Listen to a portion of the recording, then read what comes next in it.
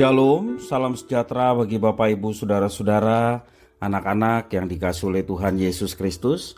Berjumpa kembali bersama saya Pendeta Eka di dalam renungan firman Tuhan pada hari ini, Rabu 8 Februari 2023. Sukacita dan damai sejahtera dari Tuhan Yesus kiranya menyertai hidup kita sekalian. Puji nama Tuhan. Pembacaan firman Tuhan pada hari ini sampai pada kitab Yeskel pasal yang ke-19. Kiranya firman Tuhan memberkati kita sekalian. Baik, sebelum kita akan merenungkan bagian firman Tuhan hari ini, mari kita akan berdoa bersama. Tuhan Allah Bapa di surga, di dalam Yesus Kristus, kami bersyukur dan berterima kasih kepada Tuhan yang memelihara hidup kami. Juga sampai hari ini kami boleh terus mengalami cinta kasih Tuhan. Biarlah pengalaman bersama dengan Tuhan menjadikan kami mau hidup dalam ketaatan kepada Tuhan melalui kebenaran firman Tuhan yang kami baca dan renungkan setiap hari. Mampukan ya Tuhan, hari ini kami dapat memahami apa yang Kau maksudkan. Kau juga menolong kami untuk kami dapat kerjakan dalam hidup kami setiap hari. Terima kasih Bapa, inilah diri kami sedia belajar firman-Mu. Demi nama Tuhan Yesus kami berdoa. Haleluya, amin. Ratapan tentang Raja Israel. Hai, ucapkanlah suatu ratapan mengenai Raja Israel, dan katakanlah begini: betapa ibumu menjadi seekor singa betina di antara singa-singa. Ia berbaring di antara singa-singa muda dan menyusui anak-anaknya. Ia membesarkan seekor dari anaknya sehingga menjadi singa muda. Ia belajar menerkam, malah manusia ditelannya. Bangsa-bangsa menyerukan, singa mengamuk. Akhirnya ia terjebak dalam pelubang mereka. Mereka mengelikir dia dan mengiringnya ke Mesir. Sesudah induk singa menyadari bahwa usahanya gagal dan pengharapannya hilang lenyap, ia mengambil anaknya yang lain dan membesarkannya menjadi singa muda. Anaknya ini berjalan-jalan di antara kawanan singa. Ia menjadi seorang singa muda. Ia belajar menerkam, malah manusia ditelannya. Ia merusak puri-puri mereka dan merampas kota-kotanya. Bumi serta segala isinya diam ketakutan mendengar suara aumnya. Maka bangsa-bangsa bangkit melawan dia dari daerah-daerah sekelilingnya. Mereka memasang jaring untuk menangkapnya dan menjebaknya dalam pelubang. Ia dikurung dalam kandang sambil berkelikir, dibawa ke hadapan Raja Babel dan dimasukkan dalam penjara supaya suaranya jangan kedengaran lagi di atas gunung-gunung Israel. Ibumu seperti pohon anggur dalam kebun anggur yang tertanam dekat air, berbuah dan bercabang karena air yang berlimpah-limpah. Padanya tumbuh suatu cabang yang kuat yang menjadi tongkat kerajaan. Ia menjulang tinggi di antara cabang-cabangnya yang rapat dan menjadi kentara karena tingginya dan karena rantingnya yang banyak. Tetapi ia mencabut di dalam kemarahan dan dilemparkan ke bumi. Angin timur membuatnya layu kering, buahnya disentakkan, cabang yang kuat menjadi layu kering dan api menghabiskannya. Dan sekarang ia tertanam di padang gurun, di tanah yang kering dan haus akan air. Maka keluarlah api dari cabangnya yang memakan ranting habis dan buahnya, sehingga tiada lagi padanya cabang yang kuat dan tiada tongkat kerajaan. Ini adalah ratapan dan sudah menjadi ratapan. Bapak Ibu Saudara-saudara yang dikasihi oleh Tuhan, alangkah tragisnya apabila seorang pemimpin bukannya membawa kebaikan justru menyesatkan dan menghancurkan orang-orang yang berada di bawahnya. Yeskel menyampaikan suatu ratapan atas kehancuran Israel yang diakibatkan oleh raja-rajanya sendiri. Raja-raja Israel yang merupakan keturunan dari Raja Daud yang telah mendapatkan ikatan perjanjian dengan Tuhan gagal menjaga perjanjian itu. Dan di dalam perikop firman Tuhan yang kita baca, Israel digambarkan pertama kali sebagai seekor singa betina.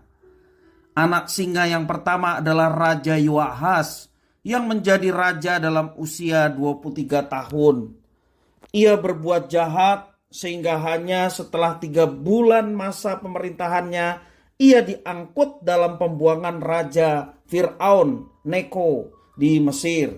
Ya, ia mati di Mesir. Itulah yang dialami oleh Yoahas. Sebagai ganti Yoahas, maka Yoyakim diangkat menjadi raja. Tetapi tidak lama ia wafat dan digantikan oleh Yoyakin. Jadi Yoyakim pakai M digantikan dengan Yoyakin pakai M belakangnya. Yoyakin berbuat sama seperti Yoahas. Sehingga juga dalam masa 3 bulan pemerintahannya, ia diangkut ke dalam pembuangan oleh Raja Nebukadnezar ke Babel. Kalau Yoahas diangkut ke Mesir dan mati di sana, dan Yoyakin diangkut dalam pembuangan ke Babel oleh Raja Nebukadnezar. Israel kemudian di dalam perikop ini digambarkan sebagai pohon anggur. Tetapi salah satu cabang yang terlalu kuat membuatnya tercabut dan terbakar. Dan ini merupakan ratapan atas kehancuran Israel secara total yang diakibatkan oleh tindakan raja mereka sendiri. Tuhan telah memerintahkan agar Israel taat, menyerahkan diri kepada Babel untuk menghindari permusnahan. Tetapi mereka gagal sehingga harus dibuang bersama pemimpinnya ke Babel. Itulah yang dialami oleh umat Allah Israel. Tuhan menyatakan bahwa kehancuran Israel disebabkan oleh raja-raja yang tidak mau taat kepada Tuhan. Mereka bertindak semau mereka sendiri.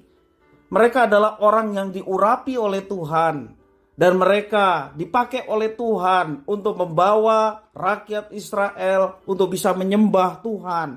Selain daripada raja, ada imam, demikian juga ada nabi seperti Yeskiel yang diurapi oleh Tuhan untuk melakukan tugasnya. Nah, para pemimpin, khususnya raja, pada waktu itu tidak mau tunduk kepada Tuhan dan berjalan menurut mau mereka sendiri. Bahkan yang menyakitkan hati Tuhan, banyak raja-raja di Israel yang justru membawa rakyat Israel untuk menyembah yang bukan Tuhan, dan semua ini mendatangkan sakit hati Tuhan. Bapak Ibu saudara-saudara yang dikasihi oleh Tuhan, sebagai orang percaya yang telah dipilih dan diberkati oleh Tuhan, kita diberikan satu julukan menjadi garam dan terang. Artinya kehidupan kita harus bermanfaat bagi orang-orang di sekitar. Artinya bahwa setiap orang percaya adalah pemimpin-pemimpin bagi dunia. Karena setiap kita diurapi dengan Roh Kudus yang sama. Roh Kudus yang mengurapi kita dengan satu tujuan supaya hidup kita berfaedah bagi orang lain. Supaya hidup kita bermanfaat orang lain. Hidup yang berfaedah, hidup yang bermanfaat, dan membawa banyak orang kepada terang Kristus, menunjukkan setiap orang percaya adalah pemimpin-pemimpin bagi dunia. Kita sudah memiliki terang, dan kita membawa orang-orang yang di dalam kegelapan masuk ke dalam terang yang ajaib. Jadi setiap orang yang memiliki terang, yakni orang-orang percaya, adalah pemimpin-pemimpin bagi orang-orang yang tersesat. Dan biarlah hidup kita boleh menjadi teladan. Dalam tutur kata, sikap hati, dan tingkah laku kita boleh menjadi berkat dan teladan bagi banyak orang. Sehingga mereka pun pada akhirnya masuk ke dalam kerajaan Allah. Mereka boleh mengenal Allah sejati di dalam Yesus Kristus melalui kesaksian umatnya. Mari Bapak Ibu saudara-saudara yang dikasihi oleh Tuhan, kita semua diurapi Roh Kudus. Kalau firman Tuhan mengatakan, kamulah bangsa yang terpilih, imamat yang rajani. Satu tanda yang diberikan oleh Tuhan bagi setiap orang yang percaya bahwa kita imam yang rajani, yakni kita mau menjadi pengantara supaya orang-orang yang hidup di dalam kegelapan mereka masuk ke dalam terang yang ajaib melalui keteladanan hidup setiap orang percaya. Kiranya firman Tuhan memberkati kita sekalian. Mari kita berdoa. Tuhan Allah Bapa di surga, di dalam Yesus Kristus, kami mengucapkan syukur dan terima kasih atas firman Tuhan. Kami bersyukur atas pilihan Tuhan dan pengurapan Roh Kudus yang telah Tuhan berikan kepada kami semua.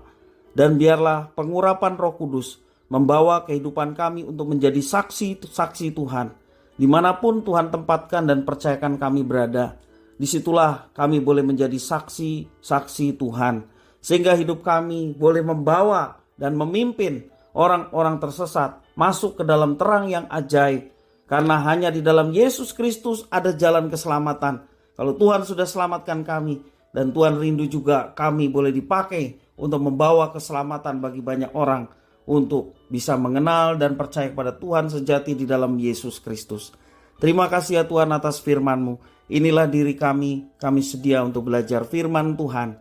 Demi nama Tuhan Yesus, kami sudah berdoa dan bersyukur. Haleluya. Amin.